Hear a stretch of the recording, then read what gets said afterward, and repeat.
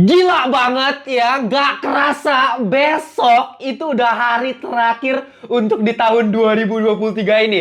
Gila men, ini kita udah 1 tahun bersama-sama sama ngelantur. Gue udah review banyak banget film, banyak banget TV series. Kalau kemarin gue udah bikin kalian nyari ngelantur rekomendasi series-series terbaik di tahun 2023. Kali ini adalah peak performance. Bus, gila, peak performance, bos.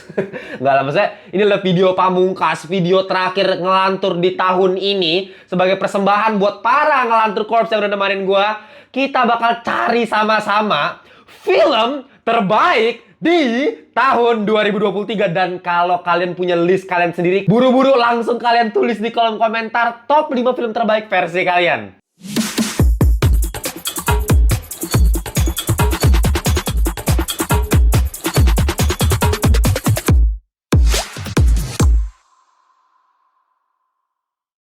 Welcome back to Ngelantur Indonesia. Skui nonton, skip blow on. Jangan lupa kalian semua. Oke, kita kembali lagi di segmen nyari ngelantur rekomendasi. Dan kayaknya segmen nyari kali ini adalah segmen nyari yang paling spesial yang pernah gue buat di tahun ini. Karena apa? Karena dari sekian banyak film yang gue review di tahun ini, kalau bisa cek semua reviewnya di playlist ya kan ngelantur ada playlist tuh di YouTube tuh ya. Cek-cek aja tuh ya, misalnya review non spoiler, review spoiler, apa-apa semuanya bisa kalian nonton ulang. Kalau kalian pengen recap lagi nih video-video dari ngelantur. Cuma ya inilah ya kayak kesimpulan ya, kalimat terakhir, kalimat utama dari sepanjang tahun ini kita nge-review film ya. Top 5 film yang paling luar biasa di tahun 2023. Yang terbaik ya, ini bukan yang favorit lagi-lagi nih. Kita harus diferensiasikan antara terbaik sama favorit. Kalau favorit pasti gue punya list yang beda lagi. Jadi terbaik ini secara kualitas ya, quality filmnya kayak gimana kita lihat dari segi teknisnya, dari segi segala aspek. Ya balik lagi, film terbaik menurut Ngelantur adalah film yang paket kompleks dan bisa ngacak hati gue yang sangat-sangat rapuh ini. Uset, alay banget ya. Oke, tapi sebelum kita mulai masuk ke listnya, gue pengen kembali ya saranin kalian buat kalian yang ngakunya miskin, yang ngakunya kere, nggak punya duit buat beli tiket bioskop, nggak punya duit buat beli platform streaming kayak Netflix atau Disney Plus. Ya kalian tinggal cek aja nih, gue kasih link tuh ya. Itu Fit Now, aplikasi keren buat nonton film gratis. Keren banget, kalian tinggal download lewat situ. Dan gak usah banyak bacot, langsung kita bikin top 5-nya. Di peringkat 5 ini gue gak nyangka banget bakal masukin film ini di top 5 film terbaik tahun 2023. Mungkin kalian juga gak bakal expect karena ini film yang berasal dari negara kita sendiri, bosku. Jatuh cinta seperti di film-film. Ya gila, keren banget, gue bangga banget bos. Ya Indonesia, Indonesia tanah air. Ya gila, tapi ini memang, ini gue bukannya bias ya, bukannya karena gue local pride bla bla bla, kagak. Emang sebagus ini bos. Lu kalau pengen lihat review lengkapnya yang super duper lengkap, tinggal cek aja. Gue udah pernah review kok nih film. Dan kayaknya dari top 5 ini yang paling terakhir, film-film yang terakhir yang gue masukin ya ini doang nih. Ini bener-bener basi baru bulan Desember ya, kalau nggak salah masih Desember nih. Ya jatuh cinta seperti film-film karya Mas Yandi Lawrence ya. Wah gila sih, gua sampai speechless nontonnya karena ini sebenarnya filmnya premisnya simple banget. Cuman menceritakan seseorang bernama Bagus ya, yang diperankan oleh Mas Ringgo Agus. Yang kemarin gue udah ketemu pas lagi di gala premiernya 13 Bom di Jakarta. Gue sempat ketemu sama Mas Ringgo, nanya-nanya seputar 13 Bom di Jakarta. Cuma ya ini karakter utama ini Mas Ringgo Agus, dan karakter ininya ya yang pengen di PDKT-in yaitu Mbak Nirina Zubir ya, di sini sebagai Hana. Ya ceritanya di sini si Bagus ini pengen PDKT sama ya teman lamanya ini ceritanya. Tapi teman lamanya ini masalahnya adalah dia udah menjadi janda gitu karena beberapa bulan yang lalu itu suaminya baru meninggal. Dan dramanya semua dimulai dari situ. Dan dengan cara yang sangat elegan gitu, pengennya si Mas Bagus ini yang sebagai seorang, dia tuh pekerjaannya adalah seorang penulis skrip film gitu. Jadi pas dia di awal-awal kita dikasih lihat dia nawarin skrip untuk produser dari film yang pengen dia ceritain gitu ya. Yaitu ya cerita mengenai dia sendiri sebenarnya. Jadi menceritakan seseorang bernama Bagus yang pengen PDKT-in cewek. Ya itu cerita dia sendiri. Jadi dia pengen PDKT-in lewat skrip yang dia tulis. Itu kan menarik banget ya secara konsepnya itu kreatif, jenius parah. Ya seperti posternya, kalian bisa perhatiin di sini kan, lihat kan, di sini ada aslinya, di sini ada posternya, tapi di posternya ada yang ininya lagi. Nah, jadi bisa gue bilang tuh kayak semacam looping ya, looping. Jadi dari yang ini lagi, ini lagi, ini lagi gitu. Kan memang filmnya menggambarkan hal seperti itu. Gue nggak pernah lihat premis model-model kayak gini di film manapun, mau Hollywood, Bollywood, apa Jawawood, apalah terserah ya. Pokoknya gue kagak pernah ya lihat film kayak gini. Jadi fresh banget, ditambah lagi dengan konsep kayak gini kan nggak perlu macam-macam, nggak perlu di-expand kayak misalnya 13 Bom di Jakarta yang action gila-gilaan, tembak-tembakan bom, visual effect gitu, kayak wah truk hancur apa. Ini cuman ya sekedar orang yang PDKT sama cewek, sesimpel itu. Dan makanya lu bakal lihat di sini nggak ada action, nggak ada apa, dramanya juga nggak terlalu didramatisir kayak gimana. Lu cuman modelan kayak dialog. Ah, ini yang gue suka karena semua karakter yang ada di film ini benar-benar dikarakterisasi dengan sangat-sangat maksimal, dari penulisannya sampai ke actingnya pun. Gue salut banget sama duo bintang di sini, Mas Ringo sama Mbak Nirina Zubir. Actingnya itu benar-benar kayak lu dibawa masuk ke film itu, lu bener-bener lihat ini orang nyata di depan lu gitu. Jadi actingnya kayak kagak kelihatan acting sama sekali bener-bener kayak ngomong aja apa adanya. Bahkan di opening scene ini lu bisa lihat kayak gue langsung teringat sama film The Social Network gitu ya, yang ini gue pernah jelasin juga di review gue, kayak satu dialog panjang ya, panjang loh. Kalau nggak salah di opening tuh yang di supermarket kalian bisa lihat itu kayak bisa 15 menit, maybe 10 menit, 15 menit, lama dialog doang. Dan itu cuma tak close up.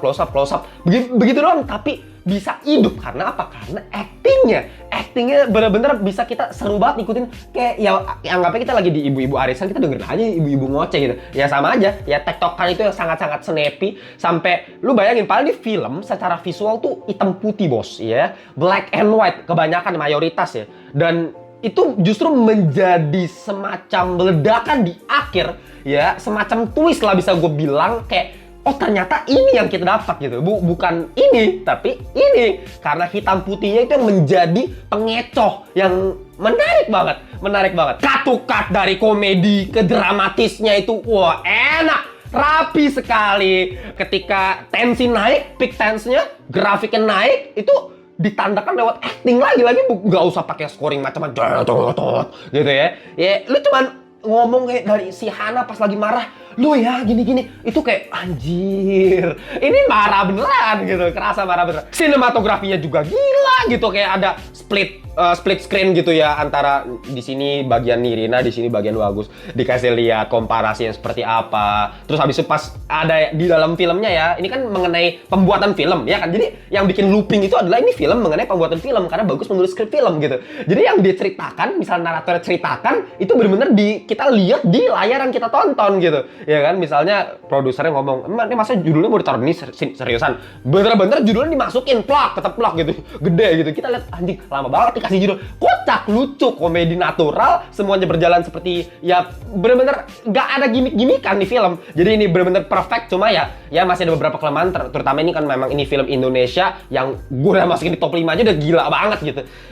Secara background terutama ya, karena banyak cuman pakai ya soundtrack, lu comot pakai lagu gitu ya, penyanyi. Jadi kayak ya komposernya belum dimainin lah kan. Mungkin ada budget juga ya, tapi untuk film kayak ginian mah ini udah keren parah sih. Kita lanjut lagi di peringkat 4. Gua masukin film Air. Men, ini lumayan favorit gua nih buat tahun ini. Ini film biopik ya. Kalau buat yang belum nonton, gue yakin karena kalian apalagi para pecinta MCU atau superhero doang gitu, mungkin nggak tahu nih film Air yang satu ini. Kayak kalau nggak salah di tahun ini di April kalau nggak salah keluarnya, nggak se-trending, se-hits film-film di saat itu gitu. Tapi justru ini film yang menurut gua underrated, disutradarai oleh Ben Affleck ya. Mungkin kalau kalian cuman pecinta superhero, kalian taunya Ben Affleck Batman gitu ya. Tapi dia beberapa kali juga jadi sutradara, dan dia juga di sini sebagai sutradara dan sebagai orang yang bernama Phil Knight juga nih ya, pemimpin perusahaannya Nike. Ya, jadi ini film biopik ya. Kalau kalian nggak tahu, biopik itu adalah biographical picture. Jadi asli ini diangkat dari kisah nyata, yaitu mengenai perusahaan Nike ya. Nike, siapa yang nggak tahu Nike ya, perusahaan olahraga gitu ya, sepatu olahraga lah, baju semuanya ya, kalian pasti tahu lah. Nah, Nike ini ya diceritakan di tahun segini itu terpuruk gitu. Maksudnya dibandingkan perusahaan lainnya seperti Adidas sama Converse, kita dikasih komparasinya gitu ya. Paling jelek itu penjualannya itu Nike gitu dibandingkan perusahaan. Nah, sekarang ini menceritakan seseorang karakter utama di sini ya, yang diperankan oleh Matt Damon. Siapa yang nggak tahu Matt Damon ya? Di sini sebagai Sonny Vaccaro. Di sini dia mencetuskan sebuah ide brilian ya untuk bisa meningkatkan penjualan di Nike. Dia mempunyai ide untuk daripada kita gunain banyak atlet basket di satu itu ya NBA gitu ya yang udah ternama, tapi ya bayarannya segini, mending kita pakai satu orang aja, bener-bener semua uang itu diarahkan ke dia. Meskipun dia masih muda, tapi si Sony ini punya semacam vision di mana orang ini akan meningkatkan penjualan Nike luar biasa berkali-kali lipat dibandingkan sebelumnya, dan akan memuncaki masa kejayaan, masa keemasan dengan orang yang satu ini. Siapa lagi kalau bukan Michael Jordan?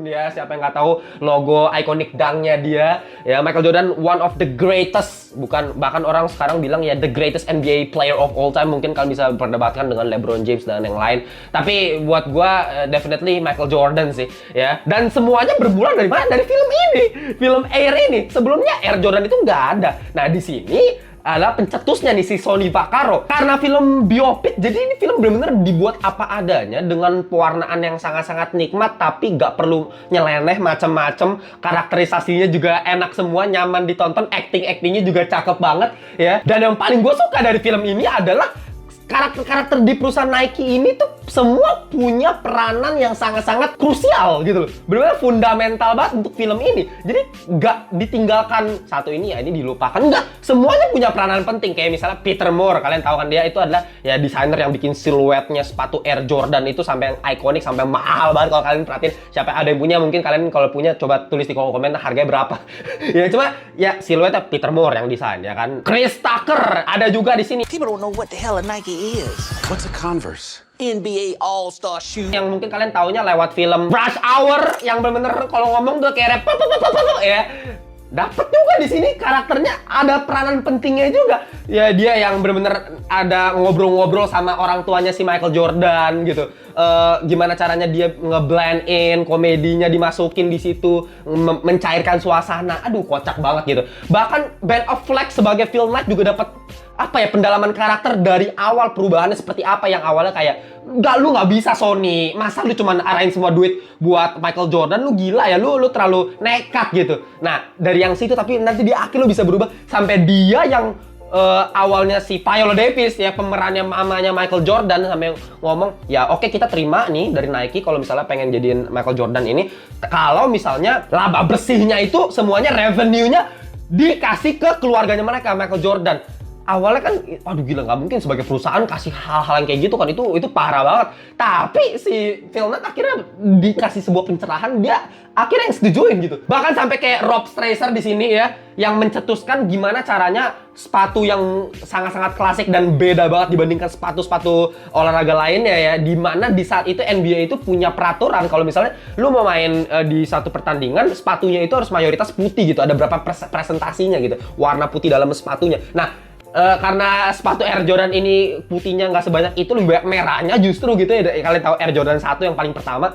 Nah, si Rob Stracer kasih ide kalau misalnya udahlah kita bayar aja dendanya. Jadi tetap aja bodo amat Michael Jordan pakai sepatu yang ini yang didenda, kita bayar dendanya. Tapi semua orang bisa stand out ngelihat sepatu yang keren ini. Itu keren banget. Segi marketing kita dapat semua, penceritaan kita dapat semua, sampai ke pidato terakhir yang bisa bikin gua oh shit, gue merinding parah. Gue jujur ya, gue itu adalah pecinta olahraga, maksudnya futsal, bola. Gue lebih suka nonton sepak bola daripada NBA. Dulu gue tim basket ya, dulu gue masuk tim basket di sekolah. Tapi sekarang sih udah nggak terlalu ngikutin NBA ya. Tapi tetep gue semerinding itu gitu denger pidatonya si Sonny Vaccaro, si Matt Damon, gila banget. Lu bayangin pidato gimana cara dia mengconvince si Michael Jordan buat accept nih dari perusahaan Nike gitu, dengan cara dia bilang you will be attacked, betrayed, exposed, humiliated, dan itu di overlay. Lu bayangin secara visual dikasih overlay semua video-video asli di kehidupan nyata Michael Jordan.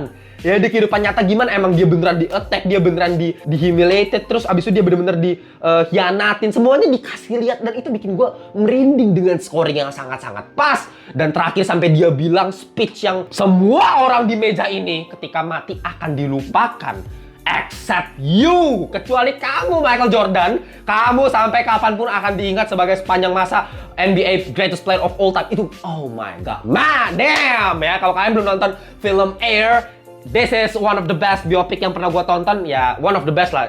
Indah banget, simple, tapi cakep. Kita lanjut lagi di peringkat 3. Bakal gue taruh Killers of the Flower Moon. Kalau misalnya kalian mendengarkan satu nama ini, Martin Scorsese, apa yang kalian pikirkan? Apa yang akan kalian bayangkan? Apa yang akan kalian impikan terhadap orang ini? Ya adalah film terbaik yang pernah ada. Kita semua tahu lah, kita nggak usah pertanyakan lah. Semua orang udah tahu kalau misalnya Martin Scorsese is the one and only, nggak the one and only sih, one of the greatest directors of all time, definitely. Bukan yang terbaik sih, mungkin kapan-kapan gue udah pernah janji sama Ngelantur Corps kalau gue bakal buatin nyari Ngelantur rekomendasi sutradara terbaik menurut Ngelantur. Ya mungkin Scorsese nggak bakal gue taruh di nomor 1, cuman definitely one of the greatest gitu. Oke, dan ini adalah karya terakhirnya dia yang baru tayang tahun ini. Setelah terakhir, kalau misal kita lihat kan 2019 The Irishman ya. Nah ini kalau misal mau ngomongin, kalau misalnya Martin Scorsese kita tutup mata aja udah tahu lah ini pasti film terbaik. Enggak juga sih kalau buat gue, kayak The Irishman ini buat gue ya, buat gue pribadi ya, gue agak ya nggak sebagus itulah The Irishman kalau menurut gue gitu ya. Tapi film yang satu ini menurut gue kembali menegaskan kalau Scorsese itu memang seorang masterpiece gitu. Martin Scorsese itu kan selalu dikenal sebagai masternya biopik gitu. Kalau ada biopik, dia selalu biasa buatin dengan sinematografi ala-alanya dia, dengan penceritaan story ala-alanya dia. Di sini di-elevate lagi nih di Killers of the Flower Moon. Ya ini menceritakan suku Osage ya. Kalau kalian nggak tahu, suku Osage itu suku Indian asli ya pada tahun 1920-an. Yang di saat itu suku Osage ini memang dikenal menemukan minyak bumi ya yang sangat-sangat melimpah, sehingga di saat itu suku Osage ini sangat luar biasa kaya raya, bos. Kaya banget ya, dibandingkan orang kulit putih bahkan di saat itu. Nah, tapi yang jadi masalah adalah otak mereka itu kan terbatas dan kemampuan komunikasi mereka itu terbatas. Jadi, balik lagi ditindas lagi bos sama orang kulit putih, dikasih undang-undang, dikasih semacam perintah di mana ya setiap orang suku Osage gitu, ya cewek misalnya, itu harus punya wali ya, harus punya wali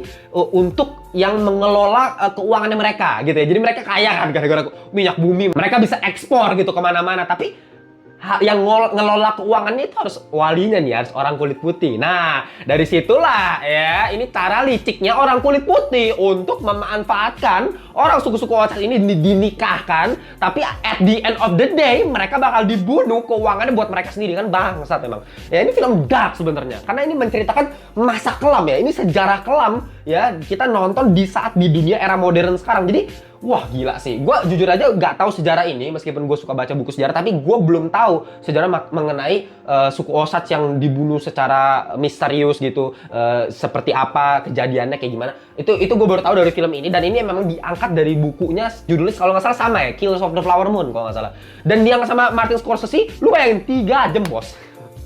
3 jam 20-an menit kalau nggak salah, 3,5 jam, lama banget ya. Mungkin ini juga jadi agak kelemahan, makanya gue masih taruh ini di peringkat 3 ya, karena coba durasinya dipendekin dikit lagi, mungkin gue bisa taruh ini di atasnya lagi sih, karena terlalu panjang. Tapi ini sebenarnya bukan krusial juga, kalau mau dibilang negatif nggak negatif juga, mungkin ada sedikit yang ganjel gitu di hati gue, tapi secara teknis itu 3 jam itu dimanfaatkan segila mungkin sama si Scorsese dari dialognya. Ya kan sebenarnya premisnya kan tadi gue bilang simple, gimana cara dia menceritakan orang-orang cewek-cewek itu mati secara tiba-tiba gitu sampai keluarganya. Nah, ini kan menceritakan seseorang namanya Ernest Burkhart ya. Diperankan oleh the one and only Leonardo DiCaprio. Lagi-lagi Scorsese memang selalu sering pakai si Leonardo DiCaprio karena memang actingnya ya nggak usah diperdebatkan lagi di sini. Dan di sini dia berpartner sama Lily Gladstone ya sebagai Molly, istrinya dia dari suku Osage gitu ya. Dan di sini ada satu karakter lagi yang memang udah sering banget dipakai sama Martin Scorsese, yaitu adalah Robert De Niro. Gila, kita udah tau lah dia. Menurut gua film terbaiknya Scorsese itu Taxi Driver, BTW itu film ya karena terutamanya Robert De Niro, atau bahkan Godfather 2 ya, salah satu film terbaik sepanjang masa. Di situ kan Vito Corleone masih muda diperankan sama Robert De Niro juga. Jadi ya kalau udah dua DiCaprio sama De Niro di combine mah kita nggak usah perdebatkan. Ini pasti film gila gitu karena lu banyak sepanjang dialog banyak banget dialog antara mereka berdua itu hidup sekali dan memberikan kita imajinasi lebih terhadap filmnya. Si Ernest yang diperankan oleh DiCaprio ini baru datang ya ke tempat mereka itu dan bertemu sama pamannya si Robert De Niro itu si King Hale, dan King Hale sebenarnya ternyata otak di balik film ini yang ternyata dia villain utamanya ya yang memanipulasi semuanya. Yang awalnya kita baik si Ernest tuh sebenarnya jatuh cinta sama si Lady Gaga, beneran cinta, tapi karena dia dimanipulasi dia orangnya tolol ya. Ini di sini kita benar-benar bisa lihat DiCaprio sebagai orang yang bodoh banget, yang bland banget, flat banget, ya udah ikutin apa adanya aja, ikutin si bapak, si pamannya, si King Hale ini gitu. Dan actingnya gila DiCaprio, lu bayangin dia sebagai misalnya di filmnya Catch Me If You Can jadi orang yang jenius, ya kan? Sebagai di film Django Unchained jadi orang yang marah, wah, gila itu marahnya segila apa. The Wolf of Wall Street pun jadi kayak orang yang glamor, happy, yang karismatik. Di sini gila, diferensiasi role-nya tuh gila banget. DiCaprio jadi orang yang dari nadanya, pronunciation-nya, cara dia ngomong, tarikan nafas, intonasi itu beda banget, men. Lu bener-bener ini orang yang beda sama DiCaprio yang gue pernah lihat dari film-film sebelumnya ya. Di misalnya kayak di Titanic jadi orang yang romantis, jiwa muda. Di sini jadi orang yang kayak orang blow on, gila keren banget gitu. Bahkan kebalikannya si Robert De Niro jadi orang yang anjing manipulatif banget gitu. Ya actingnya gila banget. Dan yang gue suka di sini si Scorsese mulai eksplorasi ya. Dia bilang kalau misalnya film ini terinspirasi dari Ari Aster, sutradaranya Midsommar kalau kalian nggak tahu. Makanya pas gue nonton tuh awalnya kan gue belum lihat interviewnya si Martin Scorsese ya Pak. Makanya pas di awal gue ngeliat kayak lah anjing ini kayak apa ya, gue pernah nonton nih, gue awalnya udah mikir anjing ini kayak mirip-mirip Midsommar, ternyata bener gitu. Lu kalau lihat pengambilan gambar di awal-awal kan bisa lihat kayak ada banyak cewek-cewek suku-suku Osage itu yang mati secara misterius. Ada yang mati keracunan di bawah, ada yang bener-bener dikali udah ini gitu kan, ada yang lagi keluar lari dari rumah ditembak itu tanpa penggunaan scoring sama sekali, cuman kalau nggak salah ada sedikit sound dari TV set gitu ya, itu serem sih. Ya itu balik lagi gue mengingatkan gue sama film Midsommar yang selalu menampilkan kesan yang horor banget tanpa ada setan, tanpa kegelapan, tanpa didramatisir secara scoring yang jeng-jeng, nggak perlu. Midsommar cuma lu kasih lihat aja orang jatuh dari atas kayak tanpa suara, itu anjing ngeri. Nah itu sama ini memang Scorsese mungkin memang terinspirasi banget dari segi penggunaan angle-nya, lebih pelan banget, fasenya lambat banget, makanya sampai 3,5 jam bener-bener satu-satu dihias, satu-satu super duper indah gitu. Ini dia kayak keluar dari jalur film Scorsese yang biasanya, yang lebih kayak beberapa adegan kan kadang-kadang dia pakai whip misalnya. Lu kalau perhatiin di film-film sebelumnya The Departed atau yang lain itu kayak zep cepat gitu kan. Atau misalnya kas-kas dia selalu kalau misalnya ada yang mati dikasih dari over the head gitu kan, shot over the head, jadi kayak dikasih lihat dari atas kayak Shutter Island, The Departed, Taxi Driver, pasti supermarket adegannya kalian tahu sendiri.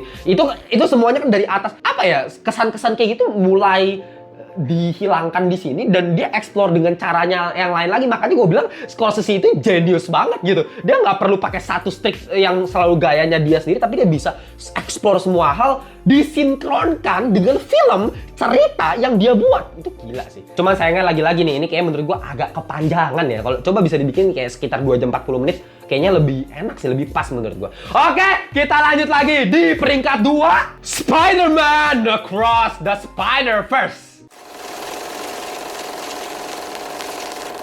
Oke, film yang satu ini gua kagak perlu bahas lagi sebenarnya. Kalian semua pasti setuju sama gua lah, kecuali kemarin sama kakak Putri ya. Kalau kalian cek nih video mengenai debat panas debam mengenai top 5 film terbaik dari top 10 film terlaris di tahun 2023. Di situ Across Spider-Verse gue masukin peringkat 2 juga nggak salah. Nah, Across Spider-Verse ini dia nggak suka karena fase katanya terlalu cepat, gambarnya terlalu ribet. Tapi ya mungkin ada beberapa orang yang beranggapan seperti, tapi buat gua dan kayaknya mayoritas orang harusnya sih setuju sama gua kalau misalnya ini film ya hampir perfecto Mamma Mia Lezzatto gitu. Peningkatan dari film sebelumnya Spider-Man Into the Spider-Verse, jadi ini sequel menceritakan Miles Morales yang udah dibangun dari film pertamanya. Di sini udah jadi superhero beneran lah istilahnya ya, ketemu satu villain baru Spot ya yang mengarahkan dia ngelit dia ke satu perkumpulan Spider Society yang dipimpin oleh Miguel O'Hara atau Spider-Man 2099 dengan soundtrack scoring yang sangat-sangat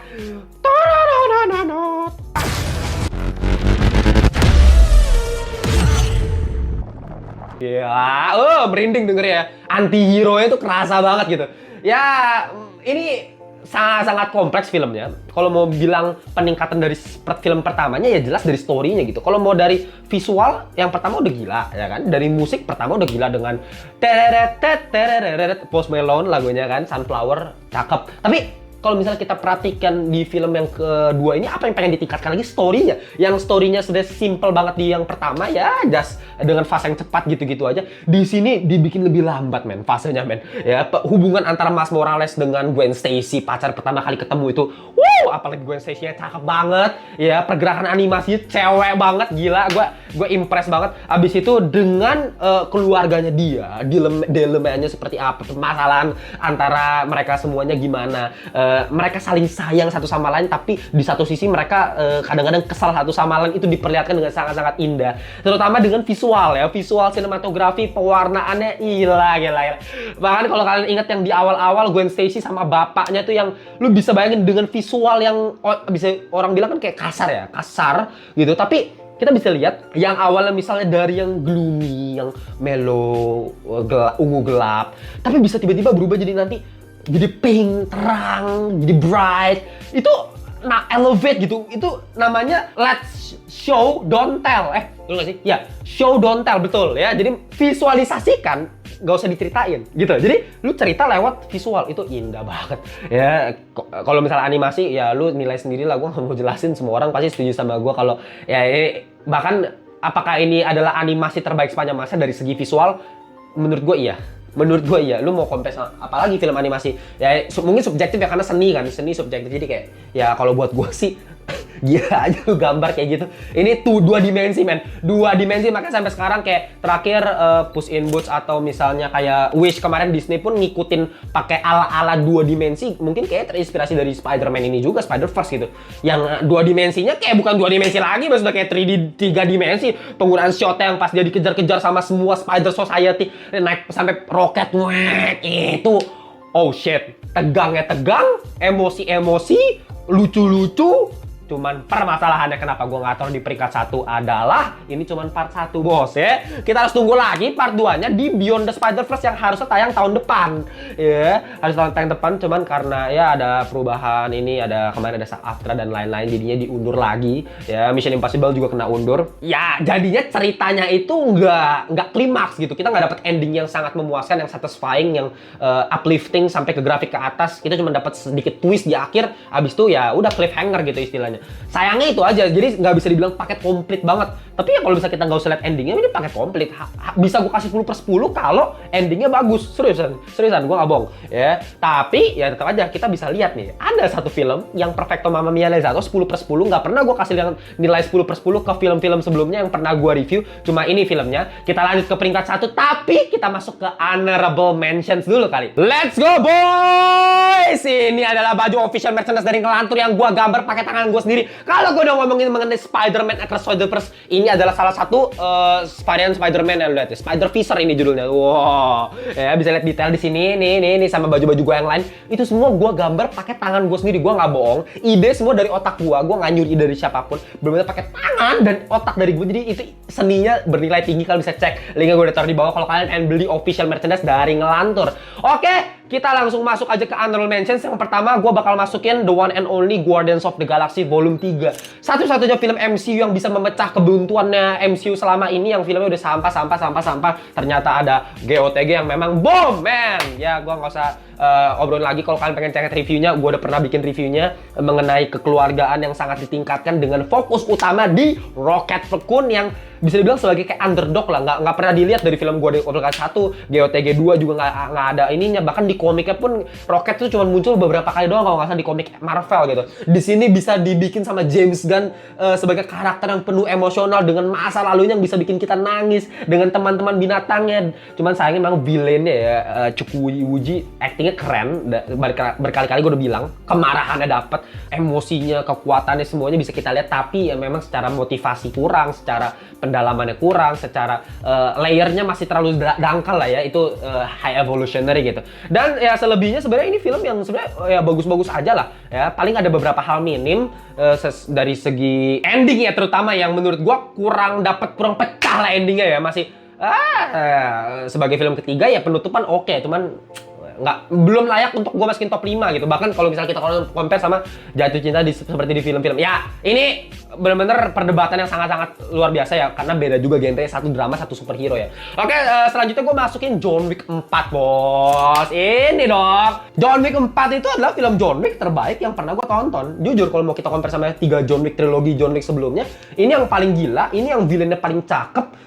Donnie Yen lagi-lagi gila, menurut gua jenius banget di sini pakai Donnie Yen sebagai karakter antagonisnya, yang meskipun dia karakternya abu-abu dan kita bisa sangat-sangat mengerti apa yang dialami oleh Donnie Yen ini, yang orang buta ya, yang jago berantem, tapi yang dia diancam sama villain utamanya si Bill Skarsgård yang gila itu karakternya. Gue bener-bener memimpikan Bill Skarsgård tuh jadi Joker gitu ya, cara dia nancep pisau di tangan itu gila banget. Donnie Yen juga berantemnya gila sampai di akhir. John Wick juga dapat kematian yang menurut gua sangat-sangat satisfying ya. Kita akhirnya dapat, oh ini akhirnya lah, dia udah jatuh dari gedung, dikelilingin, dikejar-kejar orang di bundaran HI lah, dikejar-kejar anjing. Ya kasihan kan, hidupnya kan, mending mati ya di keempat kan, udah cukup gitu ya. Tapi sinematografis mau ditingkatkan dari angle drone shot di atas, dari gedung itu, dari gedung ke gedung, dari ruang ke ruangan, tembak-tembak perfecto Mamma Mia satu. Dan yang berikutnya gue masukin Dungeons and Dragons ya. Ini film yang menurut gue underrated juga nih ya, film adaptasi dari game, tapi lagi-lagi berhasil membuktikan adaptasi game yang berhasil, yang sangat-sangat sukses buat gue. Memang mungkin kelemahannya gue taruh di honorable mention karena ini kurang nggak se-ikonik itu, mungkin mudah banget terlupakan. Bahkan gue juga udah melupakan beberapa bagian dari film ini gitu. Tapi at least gue bener-bener enjoy banget nontonnya, fun to watch, komedinya dapat, action dapat, sinematografi juga tetap selalu membantu film ini untuk meningkatkan fantasi-fantasi yang ada dalam game yang diadaptasi jadi live action, dan itu kesulitan tersendiri. Makanya adaptasi dari anime atau game biasanya selalu gagal kan, tapi di sini dia bisa sukses banget. Dungeons and Dragons keren parah. Oke, terakhir gue masukin di honorable mentions Blue Beetle paling ya. Blue Beetle tuh balik lagi ini underrated juga ya, kayak salah satu film superhero terbaik di tahun ini. Jujur gue impress banget dengan kesederhanaan plotnya, tapi karakternya itu bisa dimaksimalkan, eksekusinya matang banget, dan gue bisa cukup tersentuh, cukup emosional untuk menonton film Blue Beetle ini. Tapi kita langsung masuk ini, he is the king, bukan he sih sebenarnya, ini film ya, he is the king, it is the champions, film terbaik di tahun 2023, tidak lain, tidak bukan, terbaik sepanjang masa menurut Lantur, Oppenheimer. Oke, ini kita singkat aja karena gue udah berkali-kali. Kenapa gue udah berkali-kali jelasin Oppenheimer? Karena setiap kali gue bikin nominasi ya, yang memang ada list, ada Oppenheimer masuk ke list itu, udah pasti nomor 1. Kenapa? Karena ini adalah satu-satunya film yang gue kasih 10/10. Ya mungkin kalian bisa perdebatkan, mungkin kalian bisa bilang gue alay, bilang apa, tapi gue jujur aja gue nonton ini kayak 3 jam bos. 3 jam kagak ada action ya kan, kagak ada yang balik lagi truk meledak lah, bom di mana-mana. Ini cuma orang ngomong doang sepanjang film ini ya. Ada ledakan di tengah film, di middle act itu cuma berapa menit doang. Memang dari awal narasi untuk nonton Oppenheimer itu selalu dari awal. Gue ingat banget pas nonton dulu, gue sering TikTok dulu ya. Dulu gue sering TikTok live itu sebelum. Sekarang kalau kalian pengen ikut live, kita kan selalu Jumat Sabtu live di YouTube ya sekarang. Tapi dulu gue pas live TikTok tuh pernah lihat kayak pada ulang, oh bang, bahas Oppenheimer bang, katanya ledakannya asli. Semua orang pengen nonton Oppenheimer karena katanya ledakannya asli, practical effect dari Nolan. Narasinya seperti itu, padahal kenyataannya bom itu cuma ditaruh di tengah, dan itu bukan klimaksnya. Klimaksnya even more gila dibandingkan bom yang di tengah itu. Shit man, Perang Dunia 3 nuklir itu visinya si Nolan itu, man. Ya Oppenheimer mungkin orang nggak bakal ada yang tahu gitu. Orang tahu peristiwa Hiroshima Nagasaki, tapi orang nggak bakal tahu Fat Man Little Boy itu awalan terjadinya nuklir itu siapa penciptanya? Itu Oppenheimer kan. Dan di sini dibawakan secara narasi oleh si Christopher Nolan dengan sangat luar biasa cantik banget ya. 4 jam ya, fasenya dibikin alurnya balik lagi ya. Nolan itu kasarnya selalu mengacak-acak timeline. Kalau nggak salah ada 4 timeline, salah satunya didiferensiasikan dengan hitam putih color tone ya dan diacak-acak. Semua karakter di sini muncul, RDJ, Matt Damon, Rami Malek, semua aktor-aktor terdewa manapun muncul di sini ya. Gila. Makanya secara dialog pun selalu semuanya hidup. Tense-nya dapat dan grafiknya dia selalu bisa main hati kita dari yang tegang bisa tiba-tiba dapat restnya, istirahat ya. Tegang, restnya dapat. Itu selalu gue nikmatin terus sampai di akhir yang bener-bener gilanya di ending scene-nya. Ya gue nggak usah banyak bacot lagi mah. Oppenheimer semua orang harusnya udah tahu lah ya. Mungkin gue udah sering bilang kalau misalnya Nolan itu kalau bikin film cuman sekedar mind blowing, fantastis, tapi secara hati, emosional tuh gue nggak pernah dapat gitu dari film-film Nolan. Tapi mohon maaf nih, Oppenheimer itu ya mungkin bareng Interstellar kali ya yang gue bisa ya salah 2 filmnya Nolan yang secara hati itu merasuki gue banget ya.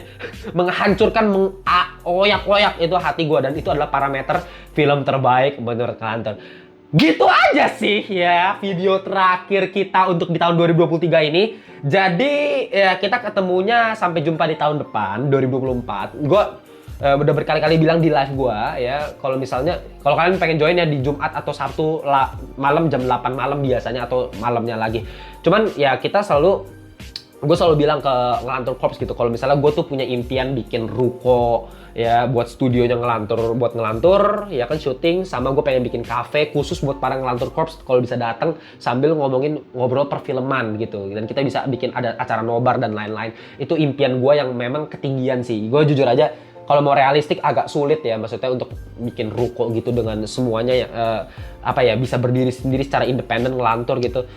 Ya itu impian gue, cuman gue berharap gue bisa. Makanya gue pengen kalian bantu gue, support gue terus ya, mau lewat tonton video tanpa skip iklan dari awal sampai habis, mau lewat donasi, gue juga taruh link di bawah donasi kalau misalnya pengen nyawer buat support Ngelantur, dan gue bakal bacakan di live juga nanti kalau ada yang nyawer. Tapi selain dari hal yang tadi gue udah ngomongin, gue udah berterima kasih banget, gue bersyukur banget dari channel ini yang kalau nggak salah di awal tahun tuh 70.000 ya, sekarang bisa 270-an ribu, sekarang nambah 200.000 dalam 1 tahun. Itu gue nggak nyangka. Gue berterima kasih sama Tuhan, thank you banget Tuhan, dan terima kasih buat Ngelantur Corps yang udah bantuin gue. Thank you banget udah nemenin gue dari awal sampai akhir tahun 2023. Ya gue berharap di 2024 kita bisa nyampe di 500.000, dan gue udah janji sama kalian kalau 500.000 ya nanti kita bikin membership lah ya, community gitu ya. Dan kalau kalian pengen join komunitas Ngelantur Corps, join lewat link yang gue taruh di bawah di grup WhatsApp, bisa ngobrol-ngobrol sesama Ngelantur Corps yang lain. 400 orang Ngelantur Corps lainnya, official merchandise yang Ngelantur boleh dicek juga. TikTok, Instagram boleh di follow, linknya udah gue taruh semua di sini.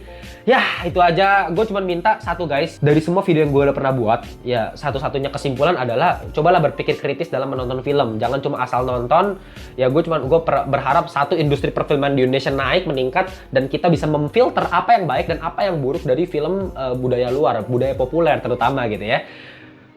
Capek banget gila ngomong ini, mungkin videonya lumayan panjang, tapi karena ini video terakhir, kita dedikasikan untuk kalian semua para Ngelantur Corps. Thank you semuanya. Kita jumpa di tahun depan 2024. Nggak tahu video pertamanya apa. Bye-bye semuanya.